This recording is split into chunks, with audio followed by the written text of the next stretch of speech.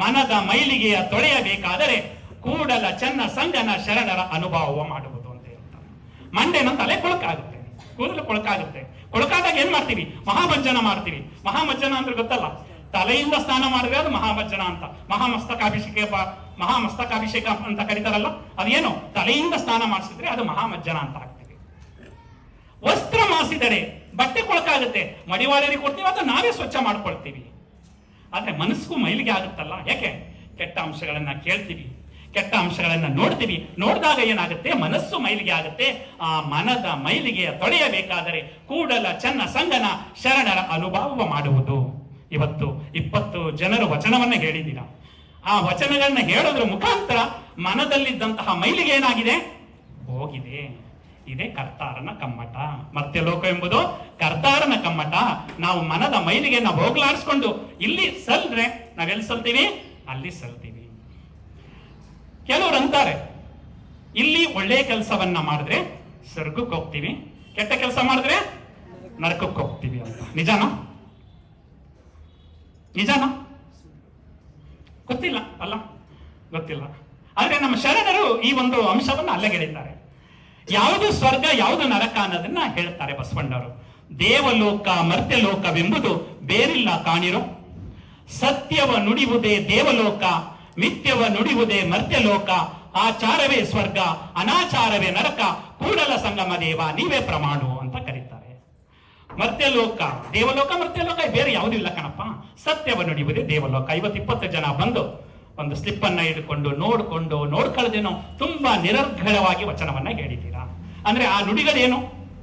ಸತ್ಯವಾದಂತಹ ನುಡಿಗಳು ಅಲ್ವಾ? ಆ ನುಡಿಗಳನ್ನ ಹೇಳಿರುವಾಗ ಅದೇ ದೇವಲೋಕ. ಸತ್ಯವ ನುಡಿಯುವುದೇ ದೇವಲೋಕ, ಮಿಥ್ಯವನ್ನ ನುಡಿಯುವುದೇ ಮರ್ತ್ಯಲೋಕ. ಮಿಥ್ಯ ಇಲ್ಲಿ ಯಾರು ನುಡಿದಿಲ್ಲ, ಮರ್ತ್ಯಲೋಕ. ಆಚಾರವೇ ಸ್ವರ್ಗ ಅನಾಚಾರವೇ ನರಕ. ಆಚಾರಯುಕ್ತವಾದಂತಹ ಚಟುವಟಿಕೆಗಳನ್ನ ಎಲ್ಲಿ ನೋಡ್ತೀರೋ ಅದೇ ಸ್ವರ್ಗ. ಅನಾಚಾರಯುಕ್ತವಾದ ಚಟುವಟಿಕೆಗಳನ್ನ ಎಲ್ಲಿ ನೋಡ್ತೀರೋ ಅದೇ ನರಕ. ಕೂಡಲ ಸಂಗಮ ದೇವ ನೀವೇ ಪ್ರಮಾಣ ಅಂತ ಇವತ್ತು ವಚನಗಳನ್ನ ಕೇಳ್ತಾ ಇದ್ದೀರಾ ಅಲ್ವಾ? ಒಂದು ಒಳ್ಳೆಯ ಕ್ಷೇತ್ರದಲ್ಲಿದ್ದೀರಾ. ಯಾವ ಕ್ಷೇತ್ರ ಇದು? ಶ್ರೀ ಕೆಂಡಗಣ್ಣ ಸ್ವಾಮಿಗಳವರ ಕ್ಷೇತ್ರ ಗದ್ದಿಗೆ. ಈ ಕ್ಷೇತ್ರದಲ್ಲಿದ್ದೀರಾ. ಇದು ಏನಾಗಿದೆ ಈಗ ನಿಮ್ಗೆ?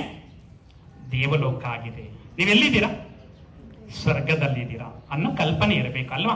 ಒಳ್ಳೆಯ ಚಟುವಟಿಕೆಗಳು ಏನಿದೆ ಈ ಒಳ್ಳೆಯ ಚಟುವಟಿಕೆಗಳಿರುವಂತಹ ಈ ಒಂದು ಕೆಂಡಗಣ್ಣ ಸ್ವಾಮಿಗಳವರ ಒಂದು ಕ್ಷೇತ್ರದಲ್ಲಿ ನಾವಿದ್ದೇವೆ ಅಂದ್ರೆ ಆ ಕ್ಷೇತ್ರದಲ್ಲಿ ಒಂದು ದೇವಲೋಕ ಸೃಷ್ಟಿಯಾಗಿದೆ, ಒಂದು ಸ್ವರ್ಗ ಸೃಷ್ಟಿಯಾಗಿದೆ. ಆ ಕ್ಷೇತ್ರದಲ್ಲಿ ನಾವಿದ್ದೇವೆ ಅನ್ನೋ ಒಂದು ಭಾವನೆ ನಿಮ್ಗೆ ಇರಬೇಕಾಗುತ್ತೆ. ಇದಕ್ಕೆ ಪುರಸ್ಕರಿಸುವ ರೀತಿ DVಜಿ ಅವರು ಒಂದು ಕಗ್ಗವನ್ನ ಬರೀತಾರೆ. ಮರಣದಿಂ ಮುಂದೇನು, ಪ್ರೇತವೋ ಭೂತವೋ, ಪರಲೋಕವೋ ಪುನರ್ಜನ್ಮವೋ ಅದೇನು, ತಿರುಗಿ ಬಂದವರಿಲ್ಲ ವರದಿ ತಂದವರಿಲ್ಲ, ಧರೆಯ ಬಾಳ್ಗದರಿನೇ ಮಂಕುತಿಮ್ಮ. ಮರಣದ ನಂತರ ಮುಂದೇನು? ಕೆಲವರು ಹೇಳ್ತಾರೆ ಪ್ರೇತ ಆಗುತ್ತೆ ಅಂತ ಹೇಳ್ತಾರೆ, ಇನ್ನು ಕೆಲವರು ಭೂತ ಆಗುತ್ತೆ ಅಂತ ಹೇಳ್ತಾರೆ. ಗೊತ್ತಿಲ್ಲ ಅಲ್ಲ. ತಿರುಗಿ ಬಂದವರಿಲ್ಲ ವರದಿ ತಂದವರಿಲ್ಲ. ಆದ್ರೆ ನಾವು ಇಲ್ಲಿವರೆಗೆ ಅನೇಕ ಜನರ ಕಳ್ಕೊಂಡಿದ್ದೇವೆ. ಯಾರು ಕೂಡ ಅಪ್ಪ ನಾನು ಸ್ವರ್ಗದಲ್ಲಿದ್ದೀನಿ ಅಂತನೋ, ಅಪ್ಪ ನಾನು ನರಕದಲ್ಲಿದ್ದೀನಿ ಅಂತನೋ ಯಾರಾದ್ರೂ ಬಂದು ಹೇಳಿದಾರ? ಯಾರಾದ್ರೂ ಹೇಳಿದಾರ? ಯಾರು ಹೇಳಿಲ್ಲ. ನಾವು ಕಳ್ಕೊಂಡಿರುವಂತಹ ಅನೇಕ ಬಂಧುಗಳನ್ನ ಕಳ್ಕೊಂಡಿದ್ದೀವಿ, ಸ್ನೇಹಿತರನ್ನ ಕಳ್ಕೊಂಡಿದ್ದೀವಿ. ಯಾರು ಕೂಡ ನಾ ಸ್ವರ್ಗದಲ್ಲಿದ್ದೀನಿ ನರಕದಲ್ಲಿದ್ದೀನಿ ಅಂತ ಯಾರು ಹೇಳಿಲ್ಲ. ಮುಂದುವರೆದು ಹೇಳ್ತಾರೆ ಕೊನೆಯ ಸಾಲು ತುಂಬಾ, ಧರೆಯ ಬಾಳ್ಗದರಿನೇ ಮಂಕುತಿಮ್ಮ. ಈ ಭೂಮಿಯಲ್ಲಿ ಅರಿತು ಬಾಳಿದರೆ ಅದೇ ಸ್ವರ್ಗ. ಈ ರಾಷ್ಟ್ರೀಯ ಸೇವಾ ಯೋಜನೆಯ ವಿದ್ಯಾರ್ಥಿಗಳಿದ್ದೀರಾ. ಒಂದೊಂದು ತಂಡವನ್ನ ಮಾಡಿದ್ದಾರೆ ಅಲ್ವಾ? ಒಂದು ತಂಡದ ಸದಸ್ಯರುಗಳು ಅನೋನ್ಯವಾಗಿ ಕೆಲಸವನ್ನ ಮಾಡಿದ್ರೆ ಆ ತಂಡ ಏನಾಗುತ್ತೆ?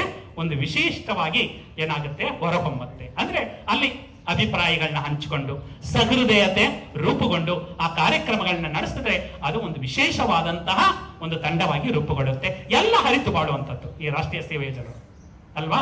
ಆ ಅರಿತು ಬಾಳಿದರೆ ಅದೇ ಸ್ವರ್ಗ. ಕೊಡ್ತಲ್ಲ, ಆ ಯಾರು ಅರಿತು ಬಾಳ್ತಾರ, ಮನೆಯಲ್ಲಿ ಗಂಡ ಹೆಂಡತಿ ಮಕ್ಕಳು ಇರ್ತಾರೆ. ಗಂಡ ಹೆಂಡತಿ ಮಕ್ಕಳು ಅನೋನ್ಯವಾಗಿ ಒಂದು ಜೀವನವನ್ನ ನಡೆಸಿದ್ರೆ ಅದೇ ಸ್ವರ್ಗ ಆಗುತ್ತೆ.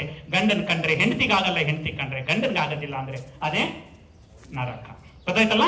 ಎಲ್ಲಿ ನಾವು ಒಳ್ಳೆಯ ಚಟುವಟಿಕೆಗಳನ್ನ ಎಲ್ಲಿ ನೋಡ್ತೇವೆ, ಒಳ್ಳೆಯ ಕೆಲಸವನ್ನ ಎಲ್ಲಿ ನೋಡ್ತೇವೆ ಅದೇ ಸ್ವರ್ಗವಾಗುತ್ತೆ. ಮತ್ತೆ ಏನು ಕೆಟ್ಟ ಕೆಲಸವನ್ನ ನೋಡ್ತೀವಿ, ಕೆಟ್ಟ ಚಟುವಟಿಕೆಗಳನ್ನ ಎಲ್ಲಿ ಕಾಣ್ತೇವೆ ಅದೇ ನರಕ ಅನ್ನೋದನ್ನ ಇಲ್ಲಿ ತಿಳ್ಕೋಬೇಕಾಗತ್ತೆ ಬಂಧುಗಳೇ. ಇವತ್ತು ನೀವು ರಾಷ್ಟ್ರೀಯ ಸೇವಾ ಯೋಜನೆಯ ಮೂಲಕ ನೀವು ಪ್ರತಿ ವರ್ಷ ಅನೇಕ ಉಪನ್ಯಾಸವನ್ನ ಕೇಳಿದ್ದೀರಾ, ಅನೇಕ ಚಟುವಟಿಕೆಗಳನ್ನ ನೀವು ಮಾಡಿದ್ದೀರಾ. ಈ ಸಮುದ್ರವನ್ನ ಸಾಮಾನ್ಯವಾಗಿ ಎಲ್ಲ ವಿಸಿಟ್ ಕೊಟ್ಟಿರ್ತೀರಾ. ನೀವು ಬೇರೆ ಸ್ಥಳಗಳಿಗೆ ಭೇಟಿ ಕೊಟ್ಟಿಲ್ಲದೆ ಹೋದ್ರು ಸಮುದ್ರಕ್ಕೆ ಹೋಗಿರ್ತೀರ ಅಲ್ವಾ? ಯಾಕಂದ್ರೆ ಸಮುದ್ರದಲ್ಲಿ ಎಂಜಾಯ್ ಮಾಡಬಹುದು ಅಂತ ಸ್ವಲ್ಪ. ಆ ಸಮುದ್ರದಲ್ಲಿ ಒಂದು ಲೈಟ್ ಹೌಸ್ ಅಂತ ಇರುತ್ತೆ, ನೋಡಿದ್ದೀರಾ?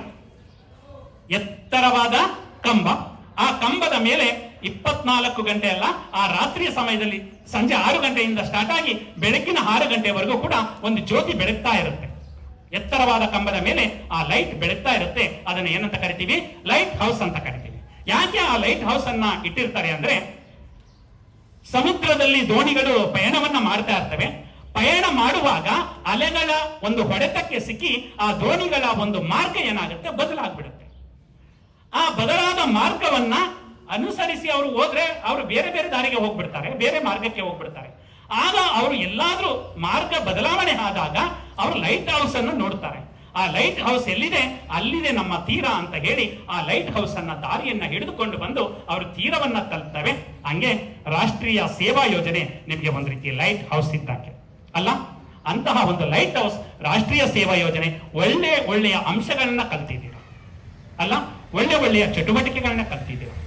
ನಮ್ಮ ಡಾಕ್ಟರ್ BR ಅಂಬೇಡ್ಕರ್ ಅವರು ಹೇಳ್ತಾರೆ, ನೀವು 2 ರೂಪಾಯಿನ ಸಂಪಾದನೆ ಮಾಡಿದ್ರೆ 1 ರೂಪಾಯಿನ ನೀನು ಆಹಾರಕ್ಕಾಗಿ ಖರ್ಚು ಮಾಡು, ಇನ್ನು 1 ರೂಪಾಯಿ ಪುಸ್ತಕಕ್ಕಾಗಿ ಖರ್ಚು ಮಾಡು. ನೀ 2 ರೂಪಾಯಿ ಸಂಪಾದನೆ ಮಾಡಿದ್ರೆ 1 ರೂಪಾಯಿ ಆಹಾರಕ್ಕಾಗಿ ಖರ್ಚು ಮಾಡು, ಇನ್ನು 1 ರೂಪಾಯಿ ನೀನು ಪುಸ್ತಕಕ್ಕಾಗಿ ಖರ್ಚು ಮಾಡು. 1 ರೂಪಾಯಿನ ಆಹಾರ ಅಥವಾ ಅನ್ನ ನಿನ್ನ ಜೀವವನ್ನ ಉಳಿಸುತ್ತೆ ಅಲ್ಲ? ಇನ್ನೊಂದು ರೂಪಾಯಿಯ ಪುಸ್ತಕ ನೀನು ಜೀವನವನ್ನ ಹೇಗೆ ನಿರ್ವಹಣೆ ಮಾಡಬೇಕು ಅನ್ನೋದನ್ನ ಹೇಳ್ಕೊಡುತ್ತೆ. ನಿಜ ಅಲ್ಲ? ಎಂತಹ ಅಮೃತವಾದಂತಹ ವಾಕ್ಯ. ನೀವು ಏನೇ ತಗೊಳ್ಳದೆ ಹೋದ್ರೂ ಪರವಾಗಿಲ್ಲ, ಒಂದು ಜೊತೆ ಬಟ್ಟೆ ತಗೊಳ್ಳದೆ ಹೋದ್ರೂ ಪರವಾಗಿಲ್ಲ, ಒಳ್ಳೆಯ ಪುಸ್ತಕಗಳನ್ನ ತೆಗೆದುಕೊಂಡು ಓದಿ ಯಾವ ರೀತಿ ನಾವು ಜೀವನವನ್ನ ನಿರ್ವಹಣೆ ಮಾಡಬೇಕು ಅನ್ನೋದನ್ನ ಹೇಳ್ಕೊಡುತ್ತೆ. ಅಂತಹ ಒಂದು ಮರ್ತ್ಯ ಲೋಕದಲ್ಲಿ ನಮ್ಮನ್ನ ಯಾರು ಕೈ ಎತ್ತಿ ನಡೆಸ್ತಾರೋ, ಮತ್ತೊಬ್ಬರ ಕಷ್ಟಕ್ಕೆ ಯಾರು ಸ್ಪಂದಿಸ್ತಾರೋ, ಯಾರು ನಮ್ಮ ನೋವಿಗೆ ಸ್ಪಂದಿಸ್ತಾರೋ ಅವರು ಇಲ್ಲಿ ಸ್ಥಾನ ಪಡೆಯೋದ್ರ ಜೊತೆಗೆ ಆ ಪರಶಿವನಲ್ಲೂ ಕೂಡ ಏನ್ ಮಾಡ್ತಾರೆ, ಸ್ಥಾನವನ್ನ ಪಡಿತಾರೆ. ಇಲ್ಲಿ ಸ್ಥಾನ ಪಡೀಲಿಲ್ಲ ಅಂದ್ರೆ ಅಲ್ಲೂ ಕೂಡ ಸ್ಥಾನ ಪಡೆಯೋದಿಲ್ಲ.